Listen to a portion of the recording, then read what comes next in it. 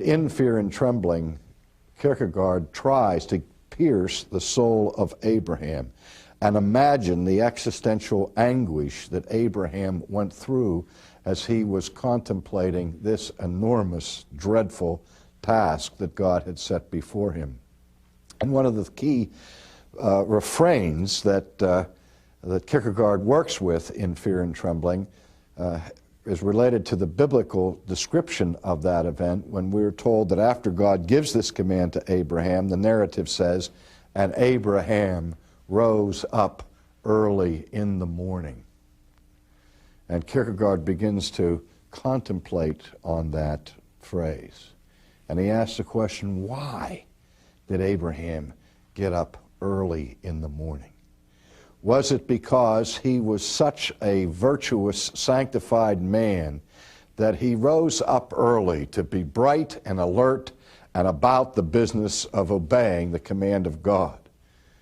Well, Kierkegaard doesn't think so. Kierkegaard thought that the reason why Abraham got out of his bed in the morning is because Abraham couldn't sleep.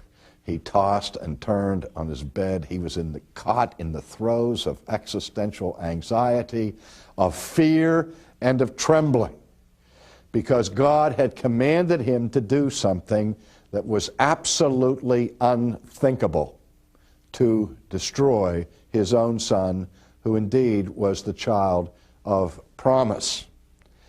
And to do this, God was commanding Abraham to do something that the moral law later, as is expressed in Moses and already is expressed in the natural law written within us, completely forbade the taking of a human life in such a manner.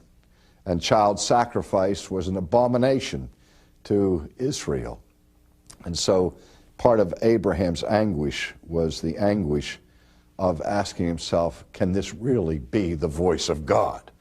This involved what Kierkegaard called the temporary suspension of the ethical. I don't know what that phrase may mean to you, but the only thing I can relate it to in our day, in terms of simple illustration, is the experience you may have when you're driving through a city and maybe the traffic lights are not adequately performing, or there's a traffic jam, and instead of going through the lights as they occur, there's a policeman on the corner. And if you've ever driven your car to an intersection where a policeman was directing traffic and the light turned red, but the policeman motioned you to go ahead, you have the temporary suspension of the ethical. The law requires that you stop when the light is red, unless the personal embodiment of the law, the traffic officer, is present there to override it. And even then, you see people hesitate to go through a red light, even when the policeman in his uniform is motioning you to come through. Well, this is just a tiny taste of the thing that Abraham struggled with when God told him to go against the law.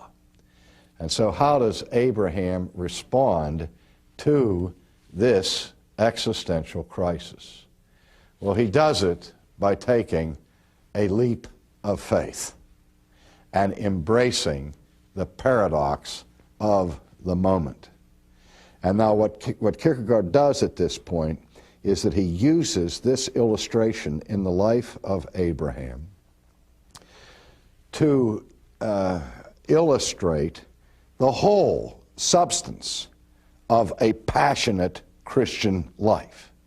Because the Christian faith is a pilgrimage that requires the existential leap, the time where you have nothing in front of you but darkness, and yet you have the command of God to move ahead, and you must leap by trusting that God will be out there in the darkness, and you must act, and you cannot simply be a spectator or sit around analyzing what is right and what is wrong.